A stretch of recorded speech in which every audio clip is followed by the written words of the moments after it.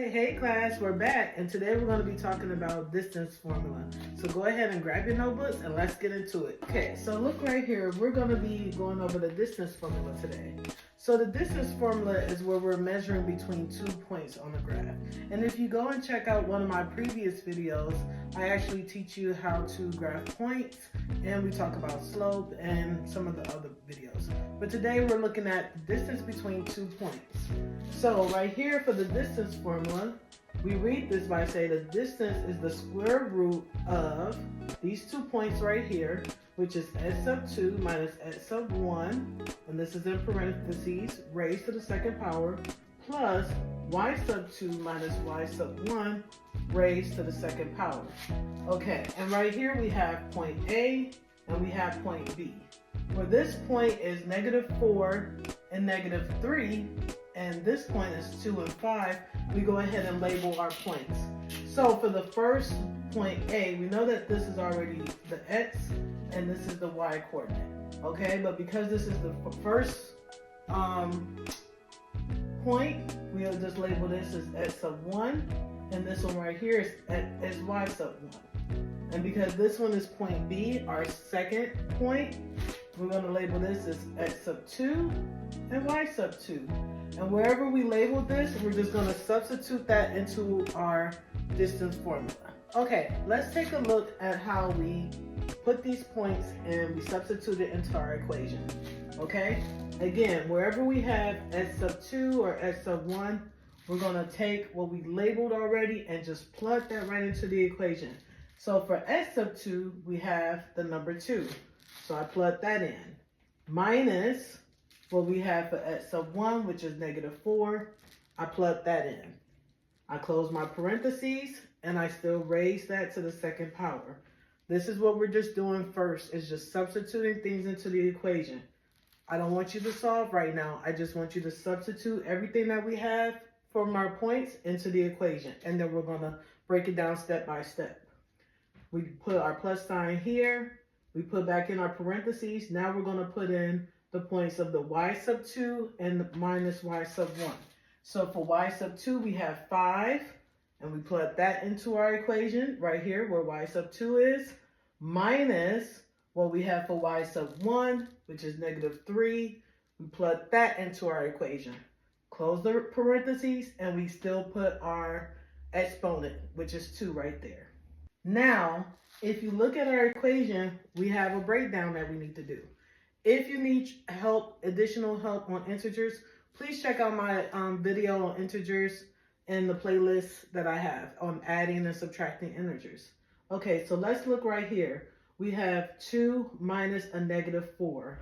Based off our integer rules, we need to keep, change, or keep, change, flip.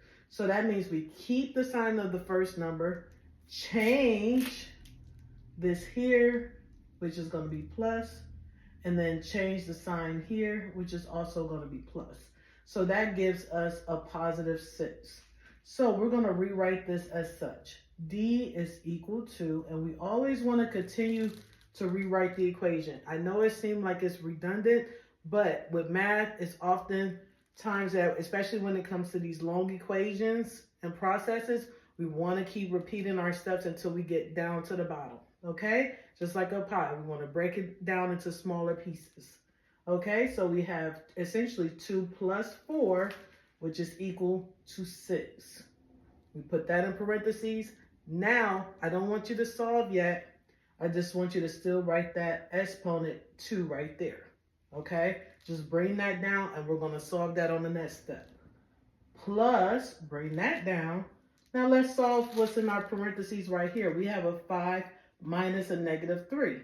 Same thing. Keep, change, or keep, change, flip. Whichever works best for you to remember when it comes to subtraction of integers. We keep the sign on the first number, which is +5. We change this one here to a plus. Change that sign to a plus. Then we're going to change this sign or flip this sign also to a plus. Okay? So 5 plus 3 is simply 8. Close that parentheses. Don't solve anything yet. Bring down that 2 for our exponent, and let's leave it like that. Now, let's go to the next step. Okay, Hopefully you're still with me. Let's continue our steps. Now we're going to break down our exponents. If you remember from some of the previous videos where we talked about PEMDAS, we're still using PEMDAS even though we're applying it to the distance formula. So you see how math just kind of reincorporates different elements? Well, we're still using PEMDAS, but using it into our distance formulas. So let's take a look here. So we have 6 raised to the second power, or another way we could say that is 6 squared. So 6 raised to the second power, or 6 squared, is simply just saying 6 times 6. So 6 times 6 is going to give us 36. Okay? Plus, we do the same thing here. We have 8 squared, or 8 raised to the second power, which is 8 times 8, and that'll give us 64. Now, all we simply do here is add these two numbers up. We have our distance formula is now going to be equal to the square root of 36 plus 64. 36 plus 64 is going to give us 100. Now, we're talking about square roots. If you don't know how to do square roots, I'll make sure I include a video on that as well, okay? The square root of 100 is going to give us 10. It's basically like doing the opposite of your powers, okay? The square root of 100 is going to give us 10, okay? So our distance between these 2 points is going to be a distance of 10, whatever unit measurement that you have. All right, so the distance between these 2 points is simply going to be 10 units. So if you were writing this out as an answer on a test, or if you had this on one of your PSATs or anything like that, it might say something like this. The distance between points A and B is 10 units. Okay, so if that was one of your options, say for a test or a quiz or anything you have going on, it may be written out like that, and that will be your answer. And this is how you would get to that answer, to find out the distance between points A and B. Okay, so just like how we just did here, we just go down and we break everything down.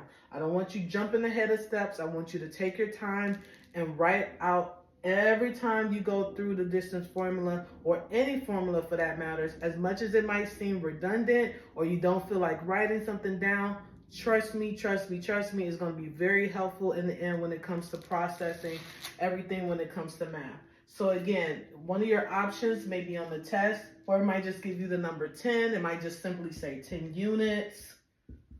Or it might have a whole sentence written out like this, that the distance between points A and B is 10 units, and that's what you would select for your answer. Okay, if you have any questions, make sure you drop a comment below so I can answer. I make sure I check out those comments so that I can answer it for you guys.